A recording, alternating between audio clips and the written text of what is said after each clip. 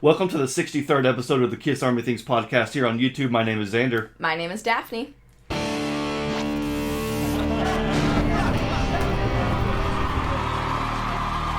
Thank you, everybody, for joining us on what is going to, no doubt, be an interesting episode of Kiss Army Things podcast. So today, the main topic is going to be the possible future of Gene and Paul selling the Kiss brand to a larger entity. Nothing set in stone yet, but that's going to be the main topic, along with several other things. It's going to be jam-packed, as usual, around here. But anyway, we always appreciate you guys joining us. Daphne, how are you doing today? I'm doing great. I'm ready to get into it. There's lots to talk about today. Lots to talk about. Of course, we have two fresh, ice-cold Moneybag sodas. Always. So, Cheers. Cheers. Delicious. So good. Okay, well, like I said, yeah, it's going to be jam-packed today, so let's go ahead and get into the Kiss Spotlight real quick, because we always start talking about the music, and so I can't think of who started last time, but I'm going to go ahead and have you start again. That's fine. If we did last time, go ahead. So, yeah, what's your Spotlight this week, Daphne? So my Spotlight this week is Kiss 40. Okay. Which is different for me, because I'm not usually a compilation type person. Really? But you kind of put me onto this specific one, and it is like the perfect Kiss compilation for me. It's so long. It does such a great job of actually highlighting I think just about every album, if not every Literally one. every album. Yeah. Yeah, it was meant to have like 40 songs, one song from every album, and then some. And then a bunch of cool live stuff as well. So it's honestly like the perfect Kiss playlist to me. Yeah. Because I don't know why, even though I'm not a compilation person, I am a playlist person. But I feel like most compilations skip a lot of things that I really would rather hear, or just overrepresent one time in the band and underrepresent another, which is inevitable most of the time. But this one just does such a great job of covering everything I would want to hear. And you can either, honestly, like if you're listening to it on Spotify or something, you can either listen to it front to back, or you can shuffle it, and it's like kind of the same effect to me. Yeah. It's just like a perfectly balanced Kiss playlist. I love everything that I hear on it. The live stuff was really, really cool. I always love hearing the demo version of God of Thunder with Paul Stanley singing Paul's it. vocals, yes. Like, that's always neat to hear, because it's just, I mean, obviously, it makes more sense as a Gene song, but he still killed it, and it's still, like, it's just a different vibe of God And I'm of so Thunder. surprised it got an official... I mean, okay, I guess it was on the box set from 01. Yeah. But to have it on a greatest hits compilation like this is kind of crazy. And, like, early on, too, it's literally track 5 on CD 1, which is so interesting to me. Yeah. So that was really cool. I like that we even have stuff from all the solo albums, all the 78 solo albums, so that was really cool. I would have chosen different songs for solo albums. I maybe would have too, but I still think that it's cool that they're represented. Yeah. It seemed to me like they were doing just the singles from the albums. Yeah. Like Nothing to Lose was the first single off of the first album. Let Me Go Rock and Roll was yeah. the first single off Hotter Than Hell. And so I think they used a lot of the singles. But I don't know, for Paul's solo album, I would have used Tonight You Belong to Me. Yeah, definitely. You know what I mean? Definitely. Instead of, what was it, Take Me Away, Together as One? Or is that what it was? No, it's Hold Me, Touch Me. Okay, well, that's a good one, too. Which I do like, but I definitely would have chosen the other one. Yeah, Hold Me, Touch Me, or Take Me, or whatever it was. Tonight You Belong to Me. Yes. Yeah, that one I thought would have been a much better choice. To be honest, I didn't hate You Matter to Me by Peter Criss. No, that's one of the best ones off his album. See, because I have maybe listened to that album through like once. Don't hate me. But I don't visit the solo albums that much, and when I do, it's gonna be Paul Stanley's. Sure. Or even Gene's, honestly. Interesting. Next month is the anniversary of the solo album, so maybe we need to do a deep dive into all four. Maybe it's time. And we'll get your fresh opinion on them. Yeah, I would like that. That could be fun. But I was listening to the album, just Kiss 40 on shuffle in the car earlier today, and I got to You Matter to Me, and I didn't know what it was at first, because I just don't really know the song that well. And I was like, what is this? But it was so groovy. I really enjoyed it. Me. Yeah. That's why. Yeah, I really enjoyed it. And I was like, am I agreeing with Ryan right now? Do I like Peter's solo album? I think Peter's solo album is the best out of all four. Oh! Yeah. Yes.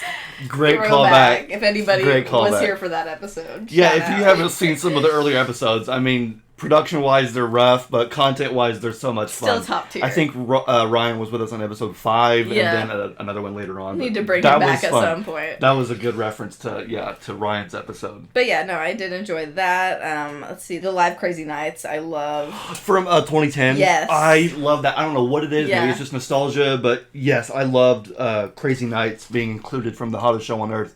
Tell me about Jungle, babe. Oh my gosh, you know how I feel about Jungle. That's like her new favorite Kiss. Well, I wouldn't say favorite Kiss song. If I Held a Hold You, still your number one. It's getting up there, though. It's getting up there. And Carnival of Souls is also climbing my list of favorites. I know that's a hot take. Yeah, well, I'm really proud of her because when we first started listening to Kiss, she was like, "Oh, I like the poppy Kiss," which of course you like T-Swift, you like Carly Rae Jepsen, the pop music. So I was like, okay, I can see that. But now you're saying that Carnival of Souls is slowly climbing up your favorite Kiss albums, and it's like one of their heaviest records. I love that. It's just one of the most musically interesting albums that they have, if not the most interesting. Agreed. It's one that as left field as it is for Kiss, it is very dynamic in that way. I just feel like it has such a good replay value because I notice something new in every song every time I listen to it. And every time I listen to it, I gain a new appreciation for it. And I really like albums like that. Mm-hmm. So yeah, I know it seems out of character, but it is one of my favorite albums. Love that. But yeah, I've just really, really been enjoying this mix. I think it's just a really good kind of overview of their entire career up until this point. And I mean, they cover a lot. There's a lot of cool, like I said, demos and live songs and everything. And I think it's classic. I think it is too.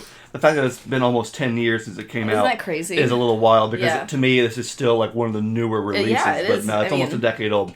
And there's nothing newer that could have been added to it either. You know what I mean? Because it goes all the way up to Monster, doesn't it? Well, yes, we'll get to that in a minute. So yes, technically you're correct. But so it's funny that yours is Kiss 40 because my spotlight is double platinum. Okay. And which is the original greatest hits. Yeah, which is like the original 70s compilation greatest hits. But no, I've been in the 70s recently. I don't know why. I've been listening I feel like ever since Glenn sent you all that 70s CD last time, it's been ever since then. Yeah, the Daisy CD. Yeah. And then I think Hotter Than Hell was a spotlight of mine recently, along with the originals vinyl set. That's so true. I've just been stuck in the 70s, which is fine. It's great. And here I am today, this week, spotlighting Double Platinum, the original. Like I said, I think I posted on Instagram my story and the Kiss Army Thing story on Instagram and said, the essentials. This was like the essentials because when it comes to classic 70s Kiss, I mean, it doesn't get any better than this. And I know that when Jeb and I were growing up, this was like one of the only Kiss albums that we had. I mean, we had a handful of Kiss albums, but it was like Psycho Circus, Revenge, Creatures, Smashes, and, Double Platinum. So when it came to 70s Kiss, all we had was this and Rock and Roll Over. That was it. That's crazy. And of course, you have stuff from the first album, the second album, the third album. So this was like really our all-encompassing greatest hits album. So I love revisiting Double Platinum. It has been a while since I've jammed to it, but I think, I went on a cruise in the middle of the night the other night and brought this with me, and this was like, going to be my my track list for the night. And even though I listened to this pretty much my whole life, it still got me. Yeah. It still got me because I know that track number 1 is Star 78, and then track 7, God of Thunder, and the last song is Black Diamond. There's 20 songs. That I knew. Some of the rest I kind of, just forget about, and you listen to it and just kind of let it play out, whatever. But once I was getting to the end, I was like, I can't remember what the last songs are on this album. I know Cold Gin's on there, but what are the other songs? And as soon as I said that, Making Love comes on. Oh, so and good. I was like, because that, Whole Lot of Love, Led Zeppelin riff, it just comes in, just, it was perfect. And so I was like, ooh, I forgot Making Love was on here. And after that, it was, I think, Come On and Love Me. Yes, Come On and Love Me. Also which so good. I think is criminal how low it is on the album. Yeah. It should not be track number 18. Number 2 is Do You Love Me. I would switch Do You Love Me. Switch. I would swap. Flip swap. Yeah, flip flop. Yeah, I got you. That was funny. No, I'm with you. It's funny how Come On and Love Me is so low on the. I mean, not that it's not ranking them or anything, but it's just funny because I would put Come On and Love Me towards the beginning of the album, and maybe put Do You Love Me towards the end. But that's how it is on Destroyer. I think Do You Love Me is one of the last songs in the album. But anyway, so yeah, even after all these years, this still packs a punch. It still got me. I absolutely love it. And then I actually have one more spotlight, and that is Kiss Rocks Vegas. Okay, I didn't know you had two today. I love it. Well, I wasn't anticipating it because Do Platinum was kind of the one that I've been listening to in the car, but Rocks Vegas celebrated its anniversary, I think, on the 26th of August, something like that, right around there. So very recently celebrated the anniversary of Kiss Rocks Vegas, which is one of my favorite live Kiss albums. I'm not sure where it ranks because I think all of them are my favorite Kiss live album, but I love it, right? So any chance to listen to Kiss Rocks Vegas, I'll take it. I should have watched the DVD because it's some of the best footage of the band ever. But no, I wanted to listen to the vinyl, my vinyl copy. I don't have it. I probably could pull it out, but it's over there.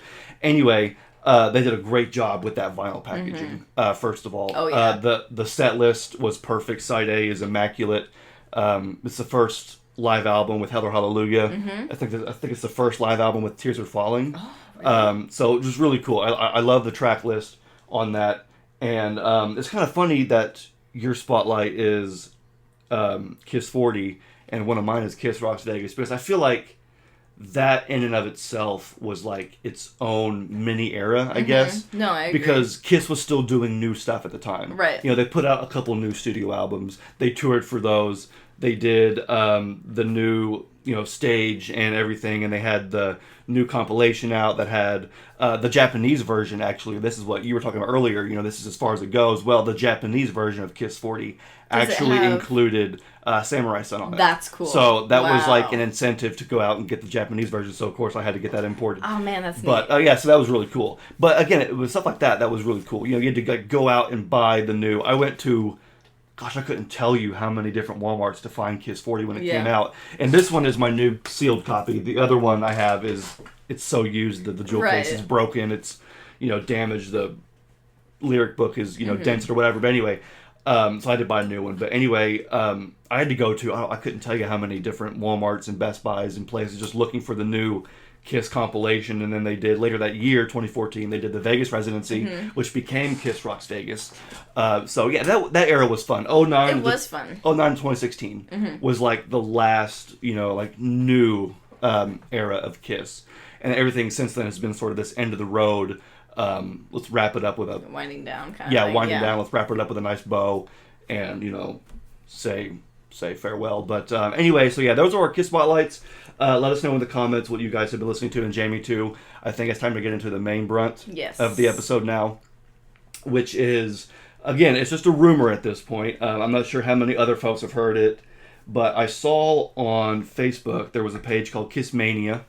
And I believe they are based in a Spanish-speaking country, because the posts, I got to translate them from Spanish, but they're easily, decipherable. And the post basically said, rumor is that any future soundboards and box sets are going to be put on hold indefinitely due to the fact that Gene and Paul are in the midst of selling the Kiss brand. So there has been no official word on that, and there probably won't be for a while. So this episode isn't us saying, this is what's going on, or let's speculate what's going on. This is just sort of a warning to the Kiss Army and to ourselves that this could be a very real future, a very possible future, a very near future. So let's just talk about this possible idea that Gene and Paul could very well be sitting down with different companies and different entities and working out deals to sign away their brand. So Daphne, I don't know how this makes you feel, but do you have any initial thoughts? It makes me nervous. Same. I'll be honest. I from a business perspective, I understand, and I understand how a lot of people would say it makes sense, and it does from a business side of things. Yeah. But it does worry me as to mostly with who they would sell it to. Yeah. Because I think I'm just scared it's going to be Disney or something like that. And Me too. And they would go nuts with the brand, and they would ruin it. And that worries me. I think there is a scenario where it's sold in a way that is okay, and that they don't run wild with it and start branching off and doing all this crazy stuff. I don't know. I just don't know. It just feels so unknown. Yeah, well, I think, you went right into the deep end with the Disney comment. Let's be honest. When you think about the companies that would be responsible for, Right. holding the copyrights to the makeup or the music or whatever it is. But it's like, how many other companies are there out there that would even consider owning? I guess you have Warner Brothers. Yeah, I you feel have like there's a handful. Disney. There's, I mean, how many? There's only a handful, Yeah. I think, of these huge corporations that could even own the brand. So Disney, unfortunately, does seem like the one where it would be the obvious choice, just because they have the most resources, and they have so many other brands under them already. Marvel, Star Wars. I mean, I don't know. Part of me thinks it would be kind of cool to have Kiss under that, because then you would have just as much brand exposure Yeah. as Star Wars and, all that stuff, Marvel. But then I think about what Disney's done in the last 10 years to those exact same brands. See, in theory, it could be cool. And, 15, 20 years ago, I would maybe be more excited about it. But Disney's different. But Disney's different than it used to be. And just like you said, I mean, we've kind of watched in real time as Star Wars and Marvel fans, by the way. We've watched in real time them kind of run those things into the ground. Run it into the and ground. stop caring about the stories and the characters. In the actual and it's material. just all about money. Yeah. And I'm just worried that that's what it would become. Yeah. But at the same time, how much does that matter? You know what I mean? Because it doesn't erase the past. It doesn't erase Facts. everything. Facts. But going forward, how would you feel buying new Kiss merch that's owned by Disney or some other big entity? I don't know. That's a good question, because I mean, depending on what the actual merch is, I probably wouldn't mind at all. Okay. Because it seems, in my mind, which again, I know nothing. I'm just a fan like everybody else. Right. So, this is all speculation. So, to me, I've always been able to almost separate the music from the merchandise in a business standpoint. Yeah. As a fan, for me in this room, it's all together. Right. I have records and CDs and all kinds of stuff, as well as magazines and posters and gold records, but it's all, the album covers, it's all linked, right? Right. So to me, it's all very much part of just the Kiss experience and being a Kiss fan. Now, putting that aside completely and looking at it from a suit and tie sort of business and that sort of aspect, it's like two different entities where you have, and this is how I've experienced it for the last however long, where it's like, yeah, you'll have, for instance, off the soundboard, the Kiss box set, Kiss 40, Kiss World compilation, all those things coming out where it's more about the music and it's more about the band and it's more about the songs. And then you have things like Kiss Hello Kitty, Kiss Family Guy, Right. All those things. That are all about the branding. Which is more about, yes, the brand, but more specifically the visual aspect. Yeah. It's less audio and musical, and it's more about the appearance side of things.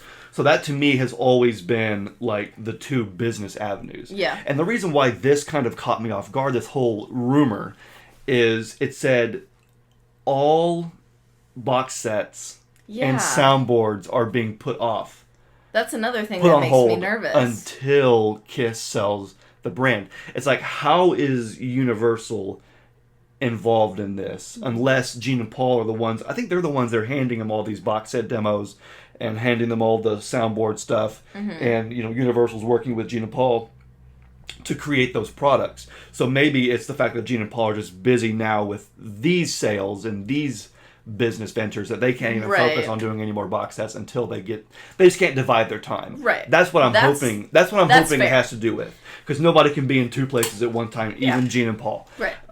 But it would make, to me, more sense for them to just focus on doing this, if that's what they want to do, and then we can do all that stuff later afterwards, or I guess not at all, depending on how. Because it almost sounds like it's all being lumped in. Right. Like Universal may not, which again I don't know how all this works, but Universal may no longer have anything to do with Kiss's music. Yeah, that's why I want to know is who's going to have the rights to the music. Yeah, the rights to the music, I think, is just as important as who has rights to the makeup. Arguably more. Yeah, so again, I can't blame Gene and Paul for making this decision, because as humans, as aging humans, their focus should be on their health, their happiness, their family's health, their family's happiness, using what wealth they have and will acquire to help either their family, their friends, their communities. You know, Gene's been doing a lot of charity work with mending kids and all that, so which is really great. He still apparently sponsors the kids in Zambia or Zimbabwe, whatever it is, someplace in Africa. So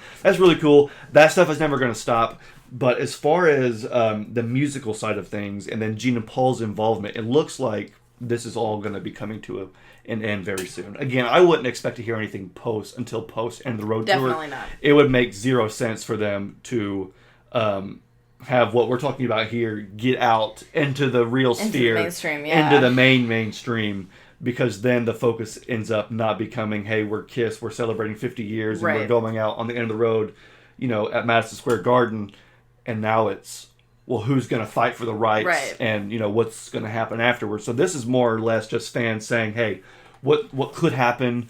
And, you know, brace yourselves because this very well could happen. So, again, everybody out there watching, listening, you know, be sure to in the comments leave us your thoughts and your views on what you think about this. Because I know it's a very touchy subject, so we're just kind of talking about it openly like this. But, you know, what's funny is that I actually was thinking about, in preparation for this episode, I was thinking back to an earlier one that Jeb and I did, where I can't think of what the episode was called, but I think it was episode 6. Okay. And in episode 6, Jeb and I were talking about, we mentioned this quote from Robert Conti, who is actually a KISS catalog consultant and who has worked with KISS on various things in the past, including the CD remasters, some KISS comics and things like that. So as a KISS catalog consultant, I would think that Robert has a pretty valuable opinion. Yeah. And in 2021, he warned, saying, don't be surprised if when this is all said and done, Gene and Paul decide to sell KISS to a larger conglomerate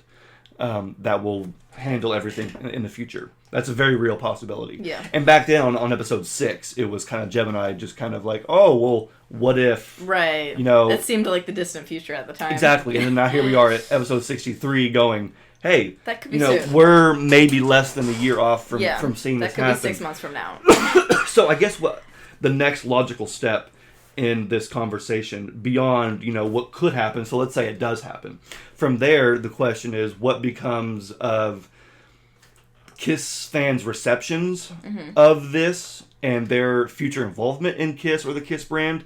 And then ultimately, what is the future of the KISS brand? As opposed to just the reception of it, because I don't see a lot of KISS fans being okay with this. Yeah. It seems like a lot of fans, you know, over the years when Gene and Paul were saying things like, hey, post us retiring, there may be 4 guys who take over the band. Right. You know, that was always something that KISS fans were It was not received well. Not received very well. And so I wonder if this is them sort of like reversing that statement. Doing the opposite. And doing something different. Yeah. Because it always seemed like, to me, they said that many times. You know, Paul would say, I can totally envision me going to a KISS show and sitting in the crowd and seeing a Demon, Starchild, Catman, and Spaceman. You know, Paul Stanley saying that. Right. Going and him seeing a version of KISS that does not include him. Yeah. And him being okay with that. Right. You know, him actually wanting to see that. You know, wanting the KISS legacy experience and everything to outlive him. But it seems like a lot of fans were in disagreement with that. And I've even asked different times in the past, whether on the show or on Facebook, you know, how would you guys feel about that? And you know, it always seems to be a pretty divided answer. Excuse me. Yeah. Drink it up. Drink it up. Yeah, for real. What was I saying? Where was I at? That's very divided. Oh yeah, it's very divided on whether or not fans actually do want to see another KISS 2.0 continue on. And we also did an episode, I can't think of what it was, but we even mentioned in another episode this article where Paul literally 86'd that whole thing and said, oh, no, I've never once insinuated that there would ever be people to take over KISS and KISS exists past us. You said that like verbatim. We were only saying that we could see KISS continuing on in some way, shape, or form without our involvement. There will still be KISS in some way, shape, or form, whether or not it's a band on stage or what. See, that to me implies that they do plan on selling. It seems like plans have changed. Yeah. In the last 20 years, Yeah. which is inevitable. It's valid. Your mind changes. Things change. The Kiss was once going to be.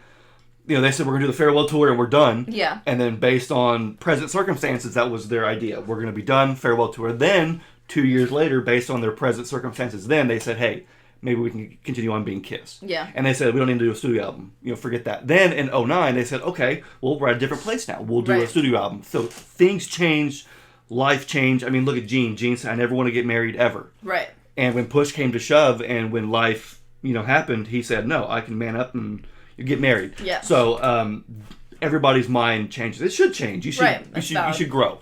So it seems like Kiss is changing their minds completely on how they wanted to approach this. I can think back to, maybe 15 years ago when they touted the idea that they were going to have some American Idol, The Voice level show where you would have to get those 4 people. Yeah, where you have Gene and Paul inviting young musicians, hopefully Kiss fans, to come audition and prove why they think they should be the next Demon, Starchild, Catman, and then through that process, literally getting the best of the best. Can you imagine? And forming. That would have been so interesting. It would have been very interesting to see. I mean, for a lot of reasons. That's a whole episode on its own. Yeah. But it would have been very interesting. But again, that mindset, that imagery did not sit well with Kiss fans. Yeah. And so anytime Kiss 2.0 came out, this idea of Kiss 2.0 came out, Kiss fans were against it. I mean, they're already against Eric and Tommy a lot of times. Not all fans, but there's a handful of fans who have just been so adamant about tearing down this current era of Kiss just because Eric and Tommy are involved. Right. And they're calling this 2.0, Kiss 2.0. So if they're acting this way about Kiss with Gene and Paul, imagine a Kiss without that. So perhaps Gene and Paul have maybe they listen to that. Come to their senses or have maybe decided to do a different route. And now what we're going to see is them just completely relinquish control, completely George Lucas sell the brand and live off the fat of the land, which if I were Gene and Paul, I would do it. I think I would too. That's why I'm so divided. Like, that's why I'm so personally conflicted about this. Yes. Because, like, as a human being, if I put myself in their shoes, I completely understand because they are in their 70s and they've been going and working nonstop for 50 years. Yeah. Touring the world extensively. And even now, even once they're done touring, managing the brand and like putting out all these projects and stuff is still a lot of work if they're involved. And so I understand wanting to hand that off to somebody else. And another way to look at it, to kind of give a positive spin to the idea, is this is potentially, if handled well, is a way for the Kiss legacy to live on. Facts. To live on past Gene and Paul. And past the band, and even, like, how long, like, God knows how long into the future. Right. You know what I mean? So, I understand it from that standpoint. So, I don't think, after talking it through more, I don't think I'm necessarily against the idea. I'm just worried how it's going to be handled. Yeah. And I'm worried, the music thing, and I know we don't know what realistically this would look like, but the music thing I think is what worries me even more, because I want to know how that would play into things, because I don't want them to stop doing the things they're doing right now, like the box sets and the off the soundboards and all that stuff, because we know they have so much more to give and there's so much more and fans are loving it and fans are so receptive to that. Yeah. And like that's a way for the music to live on. I'm worried that if, depending on who they sell to, that we would quit getting things like that, and it would be more just the visual part of Kiss, the merchandise part of Kiss. Like we'd get, like kids' TV shows, things like that, like Superhero Kiss, which is cool. Like I'm not against that. I mean, we love, Kiss Hello Kitty and Kiss Scooby Doo, all that stuff. Like I'm Kiss not. Scooby Doo, that was one of the things. Yes. That was one of them. If done well, I'm not against that stuff. I just don't want it to turn into just that and for us to leave the music behind. I want it to all live on. So that's kind of my thing too, where it's like, I guess my fear is that the Kiss brand would become watered down. Yes, yeah. And I know there's most fans right now are screaming saying, watered down? It's been watered down since 77. Since trash cans and radios and record players and, puzzles and, Kiss is the definition of watering down. But you're right. The music has always still been at the foundation. Yeah. You know, even though Kiss has never failed to release, all these ridiculous products and do these, big joint efforts with things like Scooby-Doo and, Guitar Hero, Rock Band, and all that stuff, Kiss has always been touring around that. Right. Kiss has always been either releasing, a couple new albums and a live album and compilations and, touring and different things like that. But with Gene and Paul out of the picture and with no longer a touring band, Kiss will literally just be, characters. Yeah. And, empty shells, empty vessels. To me, when I see Kiss, even though it is the demon, the Star Child, the Catman, the Spaceman, it's still Gene, Paul, Peter, Ace. Yes. It's still Gene, Paul, Eric, and Tommy. Yeah. And without those humans underneath that makeup, all you have is an icon. Yeah. And an icon is cool, an icon is great, an icon can make you money, but an icon isn't living. Yeah. So, again, I think you made a good point where it is a really good chance and opportunity for the Kiss brand to continue on, as opposed to dying with Gene and Paul. Right. Because they are humans, so they're at some point they're not going to, be around. But with Kiss being involved with the company, it's kind of like a sports team. When I think of the Colts, I think of the Colts from 2006. Peyton Manning, Reggie Wayne, Harrison. You know what I mean? That hasn't been the Colts in forever. The Colts, it's not even Andrew Luck anymore. I was going to say, not they've even, gone through many iterations. It's so many iterations, but it's still the Colts. Yeah. And, not the winning Colts that I used to know, but it's still the Colts, and it's still, different guys come in and different things carry on, and you push forward regardless of who's the quarterback. And I think that's one of the many analogies that Kiss has used in the past as well. But I don't know. This has been very therapeutic, I think, for us to just kind of sit back and kind of open this up, because I think it's going to be just as bad as it is good. Right. I mean, because I also think about the fact that if the music thing does continue on, I mean, some fans would argue that, the box sets are cool, but they're too late.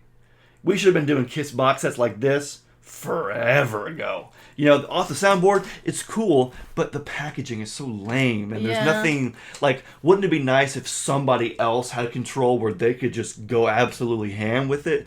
Like, maybe. Maybe. And if they do I that, guess then we'll see. Awesome. I'm just worried they'll not do anything at all. Yeah, I don't know. It almost seems like maybe perhaps with Gene and Paul stepping aside and wanting to, like, sell the brand, it's almost like them trying to assess what has more value. Yeah. What has more value, the music or the iconography, the visual aspect, the logo, the makeup, the costumes, the album covers, what has more monetary value? And I guess in this current culture, it's the visuals. It's the brand. It's the characters and the brands. Yeah. Kiss's music culturally is outdated, in terms of a modern, it's not only subject matter, but rock and roll as a genre. Everything about Kiss's music is dated. Their lyrics, their genre, the instruments they use, it's all outdated. They haven't made a record in 10 years, and even then, the records that they made that charted were, 40, 50 years removed. So, right. But T-shirts and things like that always sells. Yeah. Even though there are little kids listening to Kiss nowadays, there's not going to be very many in comparison to how many kids would probably watch a TV show. Right. I can imagine, some 3D animated Paw Patrol level show where it's Kiss teaching you colors and shapes. Yeah. And then they have some Teen Titan level show on Cartoon Network where it's like for 8-year-old boys and 10-year-old boys, where it's like not quite like anime, but it's a kid show. Like a superhero. Superhero. I could almost get on board with that. Like Teen Titans. Sounds kind of cool. Yes, that sounds kind of cool. I can see a Japanese company licensing the imagery anime. and doing a Kiss anime. If there was a Kiss anime, take my freaking money. I've always wanted a Kiss anime. That's about the only thing you could do. Yeah. That would be cool, because anime is very dark in its nature and it's very violent and it's very image based. So I would love to see that, but I very much see. I could see with Kiss being a Disney brand, it just becoming so watered down that you almost just kind of can't even think of what Kiss was. Right. Yeah. It's like the idea of them being a rock band was just so far removed. But then again, it's going to be up to people like us, people like you watching and listening to, keep this thing going. We had Landon and David on last time. Mm-hmm. That was fantastic. Yeah. We're going to be the ones that, kind of get them introduced to everything Kiss. And if they want to, they can go buy the Disney products that end up coming out, whatever. But I don't know. It'll be interesting to see what happens. In my fantasy of fantasies, I would love to see Kiss be introduced into the MCU. Yo, absolutely. We've been wanting that for years. Because we know, I have the Kiss Meets the Phantom magazine first. Usually it's the Kiss Marvel comic. But we know that Kiss and Marvel and Kiss and the Avengers and all of them. They're already linked. They are linked. It has happened. Man, I would just, let's see. I wish in Infinity War, when there was that big battle. I didn't say this. Because they had, what's his name? The Duck. What's his freaking name? Oh, it's the Duck. Everybody watching is like, come on, guys. I know this. No, don't tell me. Oh, isn't it like Howard? Howard the Duck. Yeah. Thank you, Howard the Duck. They even had Howard the Duck in Infinity War, and it's like, oh man, missed opportunity. How cool! Guys. How cool would it be just to have Kiss in the Disney. background? Disney. That's funny. That's funny. Anyway, I don't know really where else to go with that topic, but it's out there. So just let us know what you guys think. Yeah, let us know what you think, because I'm really conflicted on it, and I feel like I changed my mind 10 times during this discussion alone, because at the end of the day, it just comes down to who buys it and how it's handled, and how the music is handled. And this could be a great thing if done right, and I just hope, I don't know, I'll understand either way, but I hope that Gene and Paul are really thoughtful going into this, and I hope they just take some care of who they're going to sell it to and don't just look for the highest dollar amount. Yeah, I mean, I don't know. And I definitely can't blame Gene and Paul again. I mean, exactly. I would understand either way. They should not be worried about what some random guy in Indiana with a podcast thinks. They can't base their life on that. But I hope they still think about the fans. And knowing Gene and Paul and knowing who they are, I think they'll do the best job they can. Yeah. Ultimately, it'll be up to whoever is on the receiving end. Yeah. To hold up their end of the deal and to take care of the brand, and keep the fans at the forefront. Yeah. I always say, if you want something, think about what it's going to take to get there, and focus on that only. Because if you focus on whatever it is, the end goal, you're going to... Without taking any steps. You're going to take any shortcut in any step. Everybody always says, I want to be rich and famous. Yeah. But nobody ever says how you want to get rich and famous. Right. You'll do anything to get rich and famous if you want to be rich and famous. And that's not always a good thing. Yeah. You know what I mean? So, but if you identify what it is you want to do to get famous and rich, then, that's kind of inevitable. Yeah. So, hopefully, whoever it is that is on the other end of this deal will say, we need to keep this hardcore fan base as happy as possible, please them as much as possible, and get them to continue wanting to invest and spread so that we can continue building this brand. Honestly, I'm surprised, you see a bunch of YouTubers and things getting brand deals. It's like, wouldn't it be cool if Disney were to hit up all the major Kiss podcasts and say, hey, we got a big Kiss product coming out, never been done before. You've never seen this. Gene and Paul wouldn't have even thought of this. Yeah. So we're going to give you guys a little heads up, a little sneak peek, a little, maybe a little prototype. Yeah. And then you guys do a review. That'd be insane. That would be dope. Because when Disney started doing their new Star Wars lightsabers, these crazy $200 lightsabers that can cut through anything. Not really, but they, these lightsabers that are like really cool and supposed to be durable, whatever. They had a whole bunch of YouTubers do giveaways. Okay, I didn't realize that. And that not only sold a bunch of their lightsabers, but it built up these YouTube channels. Yeah. Kiss has been very, they love their fans and they do hang out with their fans a lot, but it's only for meet and greets. And it's only for like Kiss cruises and things like that. So perhaps with the sale, you would have a more modern take on the Kiss brand. Yes. And you would have a little bit more, not sure what the word is, synergy or whatever it is. Yeah, but, just collaboration. Collaboration is a good word. Yeah, so there's a lot of good that can come from this. A lot of bad. Again, we'll have to just wait and see. But the point of this conversation was to say, hey, it's possible. Yeah. We don't know what's going to happen. It might not even be happening. It's a rumor It was literally a rumor on Facebook. Now, having said that, the people that posted that also posted about the fact that Evan and Stanley was rumored to be the opener, And they ended up being correct. Good segue, too. They ended up being correct, and that's a good segue because, yeah, that's one topic we also wanted to talk about was Paul tweeted or posted or whatever saying, I'm checking out the opener for the End of the Road tour, Amber Wild, my son Evan. Now, we had not heard any official word on Kiss's Facebook. I don't think Ticketmaster is even saying officially that Evan Stanley is going to be joining. We don't know how many shows, if it's going to be just a handful, if it's just the garden shows, or maybe a Hollywood Bowl show, we don't know. But Paul has indicated that Evan Stanley is going to be the opener for the final shows for the End of the Road tour. At least some of them. At least some of them.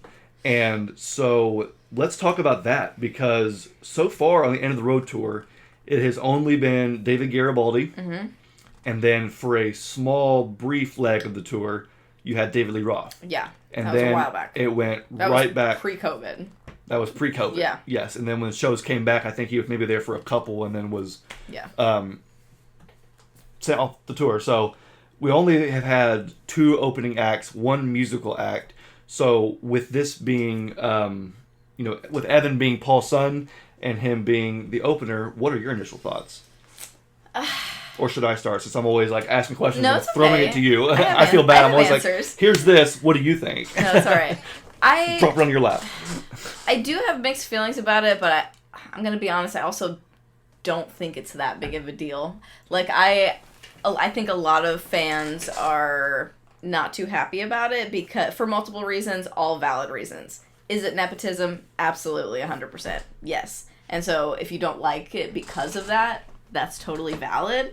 And I think I would have stronger feelings about that if this were happening earlier in the tour and they were taking them, on this 4-year journey. You know what I mean? Yeah. Okay. Yeah, I see. It's just too late. It's so late that I don't feel like it matters that much. Like, we've got 3 months of shows left. Don't say that. I'm sorry. I'm so sorry. But I don't know. This late in the game, it doesn't bother me that much. But I also, we don't have any albums, any studio released songs from this band. They don't even have a profile on Spotify. So that feels a little weird to me. It's a little too early in that regard. Yeah. I feel like this feels like a freshly formed band. Now, from the few clips I've seen online from, for example, the video that Paul posted and then a couple other ones we've seen here and there, I think they have potential. They sounded pretty good from what I could tell. So, I mean, it's not necessarily that I don't think they'll be good. It just seems premature. Yeah, it seems premature. It seems both premature and also late at the same time. Yes. And I don't know. Yeah. It is nepotism, and I understand why that would make some people uncomfortable. But it's so late in the game that I really don't think it's that deep. Yeah, I mean, and I could probably have as many emotions as I would allow myself to have. Yeah. Because I've said on the show before how I don't need an opening band, where it's just at this point. That's the other thing is, give me the show. Yeah, well, and we haven't had an opening band this whole time. We've had a performance artist, which was fine. A painter. Which was fine. And that was cool, but that's David not Lee Roth a band. smoked. That's not a that musical. Was great. Yeah, David Lee Roth was great, but at this point, even when we went to, we recently went to see Nickelback live, and it was I forget who was it, Josh Ross or something like that. Josh Ross, Brantley Gilbert, and country artists, and Nickelback. Yeah, and I'm not saying that Josh and Brantley were bad, but it was I came for Nickelback. Yeah. You know what I mean? I sat the whole time. I'm so sorry. It's time for Nickelback. Yeah. I don't want to hear no offense, and I feel bad for saying that because that's how bands get exposed. That's how you work your way up the bill. You don't just start out being number one. Yeah. You start out going on first in broad daylight before people pay hundreds of bucks to see your show. Right. So I feel like by me saying I don't want opening bands, I'm literally just sidelining a lot of the touring industry by saying that. But at the same time, I can't lie. Yeah, you know what I mean? It's true. And I also I'm here to see Kiss on the End of the Road tour. Now, having said that, though, I'm very reluctant to say anything negative about Evan's band because I have not seen Evan perform. I saw there are a couple clips that you can find on Amber Wild's Instagram page. Yeah. They have a few clips of some live shows that they did where you can get a feel for their sound, their energy. And to me, their energy is at a 10, which is what I want to see. They're playing on a small stage, but they're using it like it's, best they can. Their sound doesn't feel contrived. I hate modern rock bands that sound like every other modern rock band, where they have some whiny vocalists, and then you have the dun dun dun dun dun dun dun dun dun. It's the same shit that's been going on since like 2000. It's this crap rock that I don't want to hear. So that's not Evan's band for what I'm getting. It sounds like it's based in that classic sound, just with a modern feel. Right. Which I like. Again, we have almost like The Warning. Ooh, that's a good comparison. The Warning has been doing a great job of creating modern rock that does not sound like anybody else's rock. It doesn't feel like contrived rock. But it gives you that same feeling. But it has crunch. Yes. And it's going to like stomp you out. You know what I mean? That's what we saw them recently too, literally a couple days before Nickelback. I cannot handle weak rock. It is in my body to just expel to reject it. To reject it outright. Yes, bad. No, cut that off. So I think Evan's band is going to be great. And just because Paul is giving his son this big a platform doesn't mean that Evan's going to make it. Right. It doesn't really mean that Evan's going to be good. Well, and like the fact that most Kiss fans either don't care or are kind of pissed about this proves that bringing him on this tour might not do anything for him career-wise. You know what I mean? Yeah, I mean, and it might not.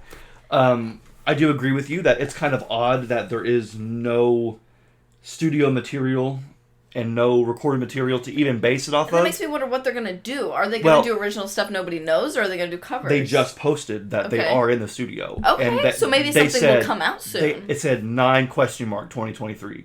So something is coming out this month. Oh, interesting. See, I didn't know that. That's cool. That gives me some hope. They have album art or a single artwork, one or two. It's an EP, album, a single, whatever it is. But they have artwork and a pending date for something. So I think that it is important for them to have something released before going on tour. Agreed. And I wonder if that was maybe one of Paul's things was, it's like, look, I know you've been in bands before. I know you've recorded and released music. I know you've been trying to get on this trajectory. But if you want to be on stage with your new band, with Kiss, I'd be putting something out for everybody to get a hold of. Yeah, you need to have something original We need to get a taste of who you are. Yeah. And so, hopefully, within the next month or so, this is a big month for them because they can still play shows, they can release this music, they can promote it, and then just in time for their shows with Kiss. I was going to say, Kiss doesn't have any shows this month, do they? They know. I didn't think so. They had one show in Crandon. We'll get to that. Right. And then they're done until August. Okay. Or October. Excuse me, October. So they have a whole month. It does feel like Amber Wild's trying to hurry and get something out before then. And this could be an important month for them. Okay. Because I agree with you. It's too late to care. Yeah. About who the touring band. We have our tickets. Yeah. We know we're going to go. It'll be the last Kiss shows we see. It's going to be great no matter what. So, but at the same time, I do feel like maybe for them it's premature. Yeah. So what they need to do is take this opportunity to prove themselves and not squander it. Because like I said, just because Evan's Paul's son, just because Evan has been given this chance, that does not prevent nerves. That does not prevent your confidence. That does not prevent technical difficulties. That doesn't prevent him from sucking. That doesn't prevent him sucking. That doesn't prevent the songs from sucking. Yeah. That doesn't prevent crowds from booing. Yeah. So he, honestly, even though it could be seen as nepotism, I just think it's him saying, look, son, you want one chance? This is your one chance. Yeah. And I think another... Don't ruin it. I think another argument that some Kiss fans would give is, okay, if they're going to have an opening band, why don't they give this opportunity to somebody else who's not their kid, or a band that everybody's going to want to see? An established band. And I would understand that argument more if this was 3 or 4 years ago. But we're almost done with this tour, and they haven't had an opening band for the longest time now. They have had one opener that's an artist. Like, it doesn't feel like this opportunity is being taken away from anyone else. You know what I mean? Right, yeah. Like maybe 3 or 4 years ago when it started. Yeah, Garibaldi's been doing this the whole time. Exactly. Like, he's had plenty of And that exposure. was for charity, too. Yeah. So that did more good than we will ever see. Yeah. Everyone says, oh, the Painter sucks, it's boring, it's not rock and roll, it's so lame. It's like, you have no idea the good that is doing behind closed doors. And the money it's raising for different charities. I think one of them was Crew Nation, which was literally rock crews, touring crews, who literally keep all this alive. So, and that was like $500,000 on just the first leg alone. So that was in 2019. So that's really good stuff, So yeah, you could argue that that's taking away from somebody else, but you're right. It's like, at this point, in this scenario, it doesn't feel like it. At this point, I don't think so. Having said that, though, it would be cool for Kiss to have tried to get another band, perhaps like The Warning. Yeah, I agree. Like Greta Van Fleet. Yeah. The problem with that, though, is that I noticed something this whole episode. Is that you can't please Kiss fans. No, you really can't. Kiss fans aren't going to be pleased with Kiss being sold to Disney. Kiss fans wouldn't be happy if Kiss became 2.0. Yeah. Kiss fans wouldn't be happy with Evan opening, with Greta Van Fleet, some Led Zeppelin wannabe band, with Warning, an all-girl band. Like, there's so many things that Kiss fans, I think, would pick and poke at. Yeah. That it almost doesn't even matter because you can't even. And they're fans. always so divided on everything that, like, if you pander to one half, the other half is going to be pissed. Exactly. So at that point, you might as well just do something.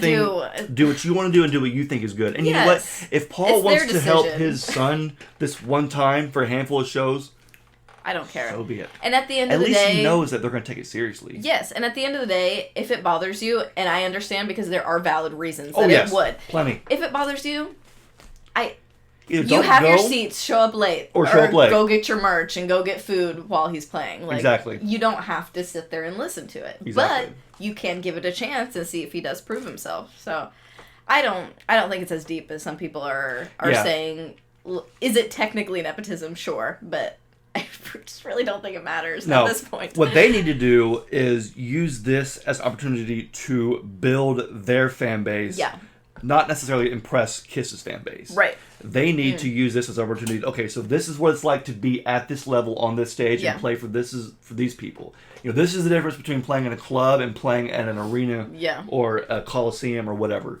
When they need to focus on not only just playing these bigger shows but also playing those smaller shows to build up people to buy those tickets to the bigger shows. Mm-hmm.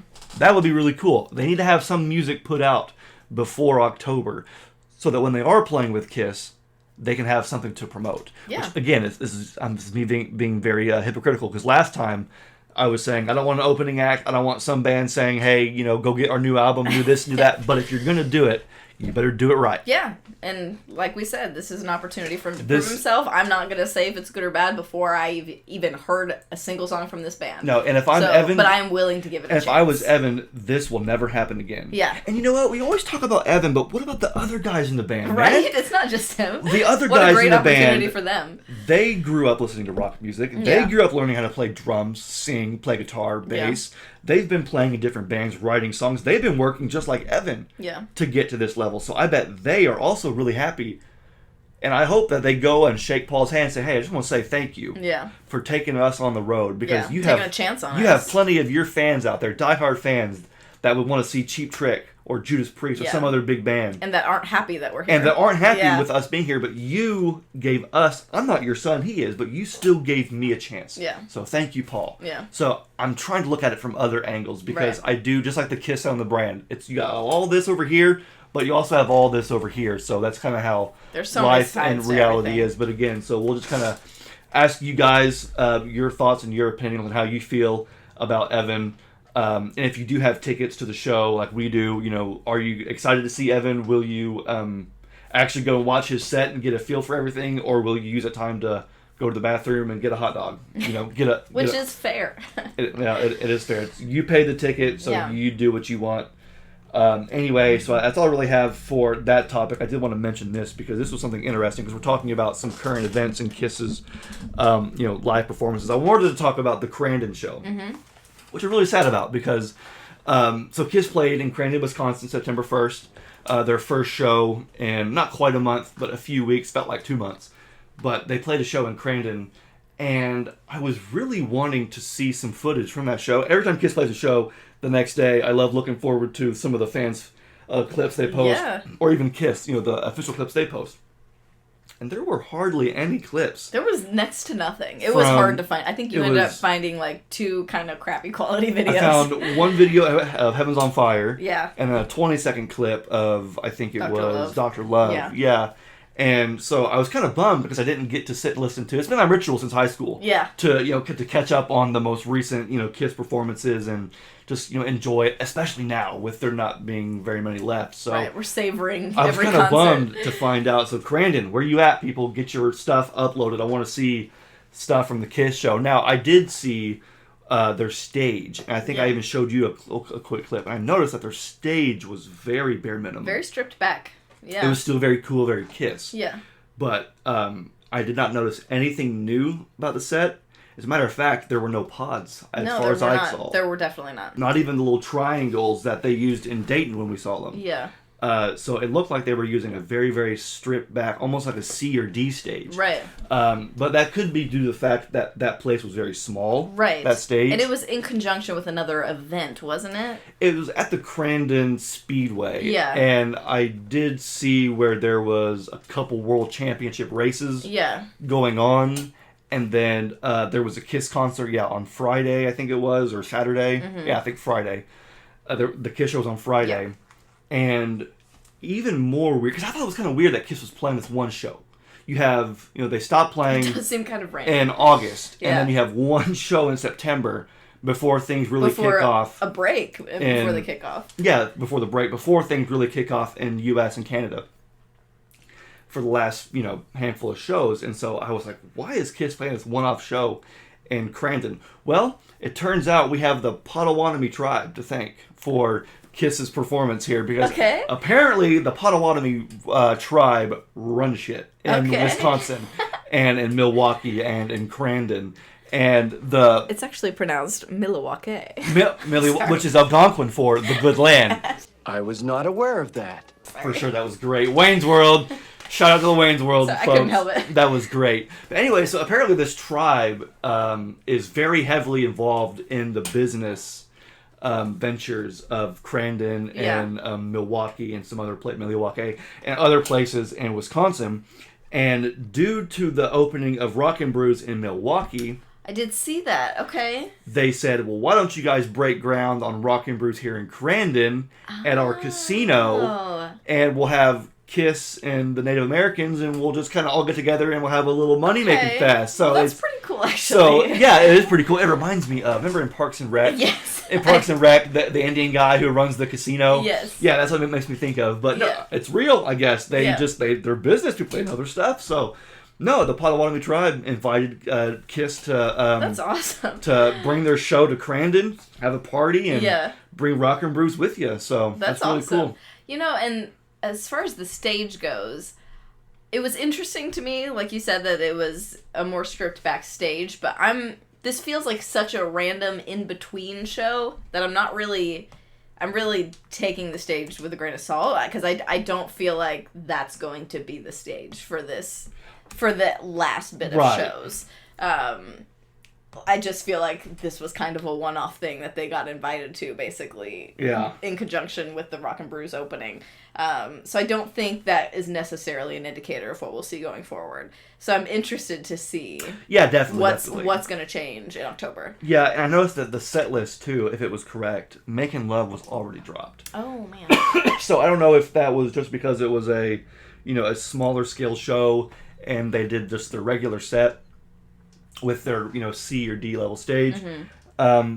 But I really hope that song gets put back in the set list, because it's so good live. When they played that in, I think it was Japan at the Tokyo Dome, and then they brought it on the European leg, I was like, now that's one change that I would like to see stay. Yes, I approve of that. They've done various, small changes here and there, with that being the latest, and I think it would be so cool. I've never heard that song live before. I would love to hear it played live. Awesome. But as of now, it was dropped, and we're going to have to wait a whole another month to see whether it comes back in this list or not. But it is what it is. I have one other small thing to get to before we get to the last thing we have to get to. But I noticed that Gene has sort of been changing his makeup slightly. Really? Altering it just enough for Xander to kind of want to ask a few questions. But interesting. we were talking about, see, his makeup, he's changing it, and I'm not sure how to introduce this topic because I thought it was so interesting. But since we talked about in the last episode that Daisy show from '73, and we talked about how the makeup was starting to come into fruition as far as like the overall designs and how they were inching toward those final iconic designs that we all know and love.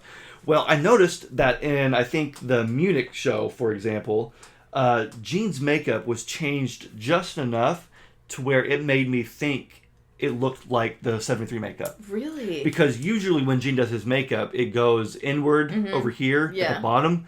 And back in '73, it had less of an indentation. I think I have the picture here, and I'll pull it up. So here you could look at Gene's makeup here and kind of see how in the middle, towards his eyes, it's less indented. It usually goes under the eye and then down. Yeah. And That's very interesting. Here's a pic from the Hotter Than Hell photo shoot where you can see it kind of there too.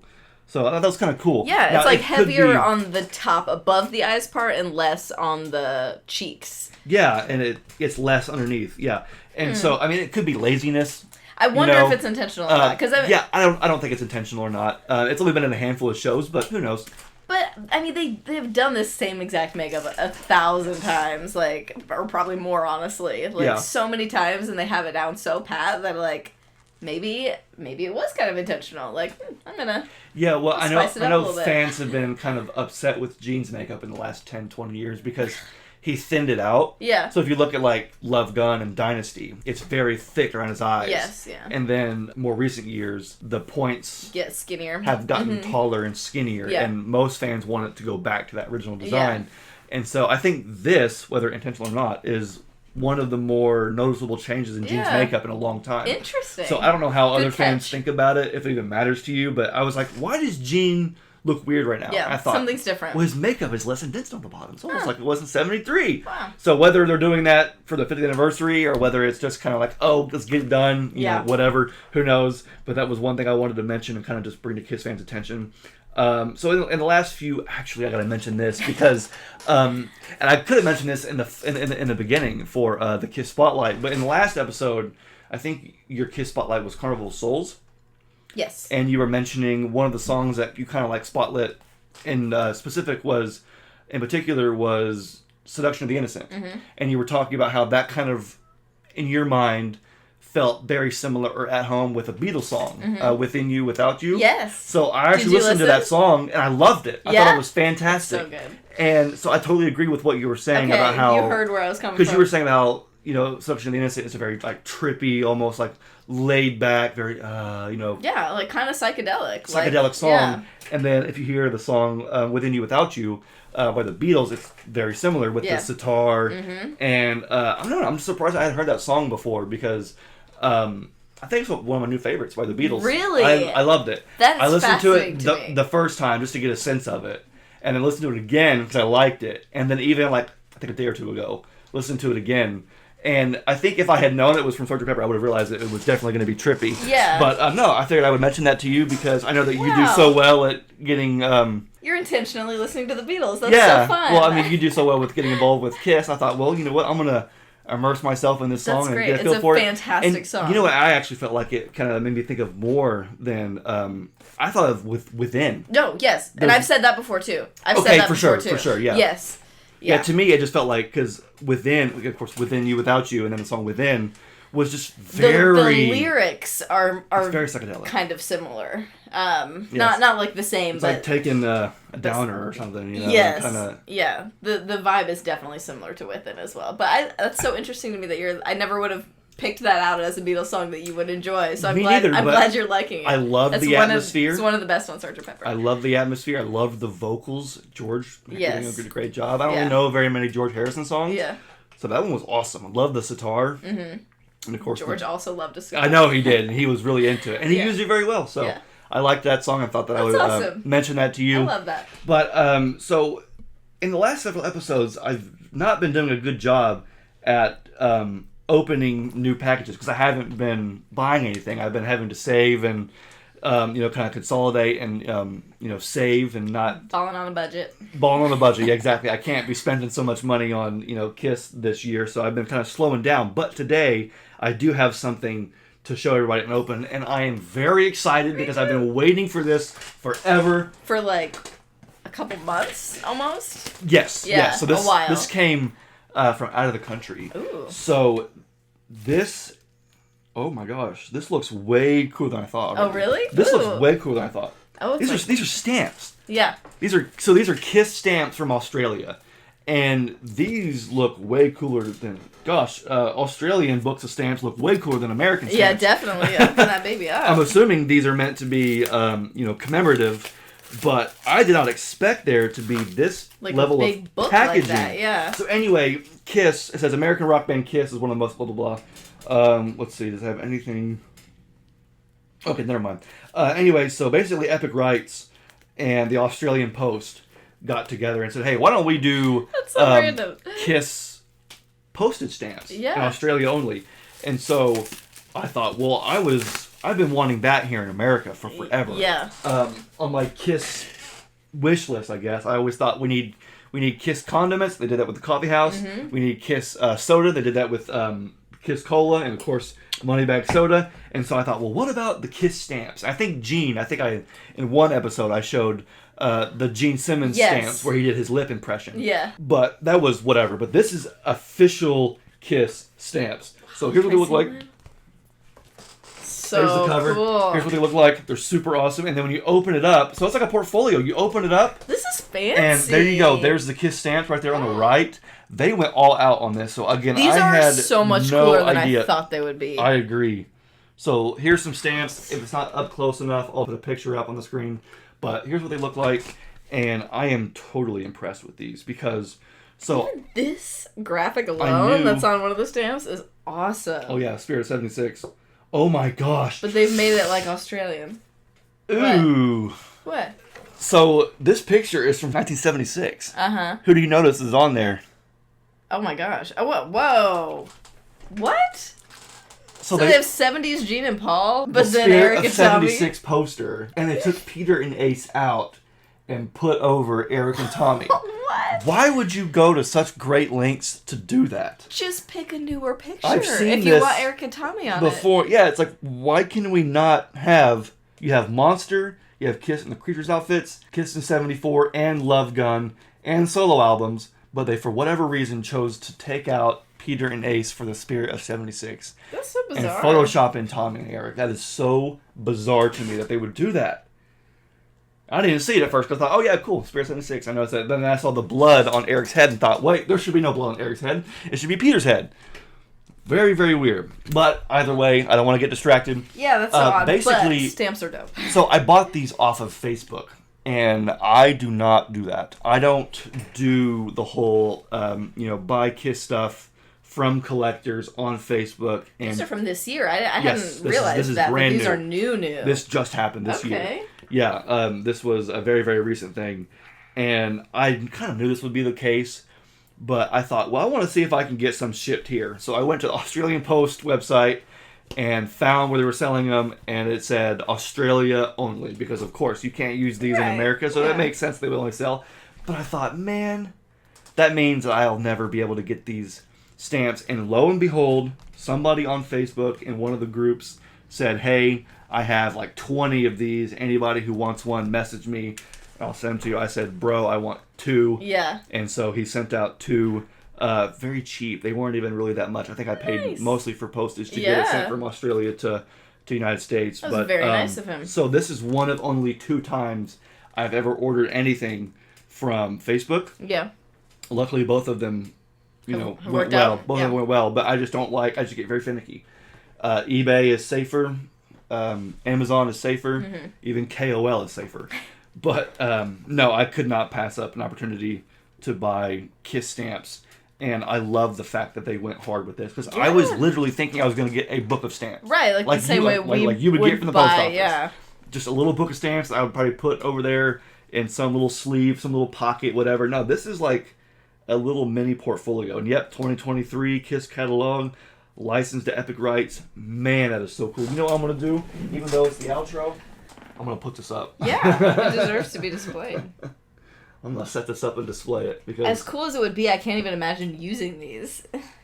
Yeah, I know. It's like, what Kiss fan would dare, like... Like, only if you were, like that guy, able to get your hands on, like, the biggest stack of them. Bingo. Would I be Bingo. okay with sacrificing If I was in Australia, I would go buy a bunch of them Yeah. and then put, like, half, or not half, I'd put a few away for the collection. Right. Sell a few on Facebook. Yeah. And then use the rest Right. to send a bunch of Kiss I packages was to all gonna my say- friends. exactly, You know, like yeah. when Glenn sends something or Oh, I send that'd something be to so Rob fun. or whatever, you can just put a Kiss stamp on there so that way you know when you get it, it's coming from Xander. Yeah. But no, That would be neat. I'll never use these stamps. Well, you can't these, anyway. Oh, yeah, you're right. I don't think it would do you any good here. It would get sent back. It would Yeah. get returned to sender. No, it's funny.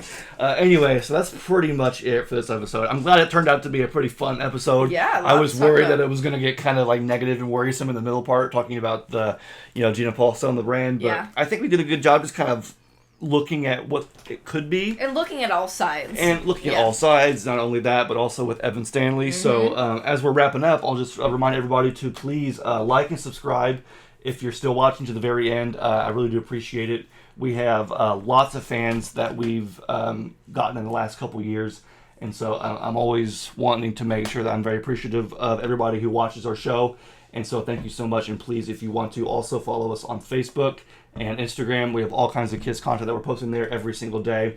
And so we will see you next time on the Kiss Army Things podcast, where we will be joined by, or I'll be joined by Brant Meredith from the In My Head YouTube channel. You may already know who he is, either by watching his channel, or maybe you've just heard me shout him out so many times on the show.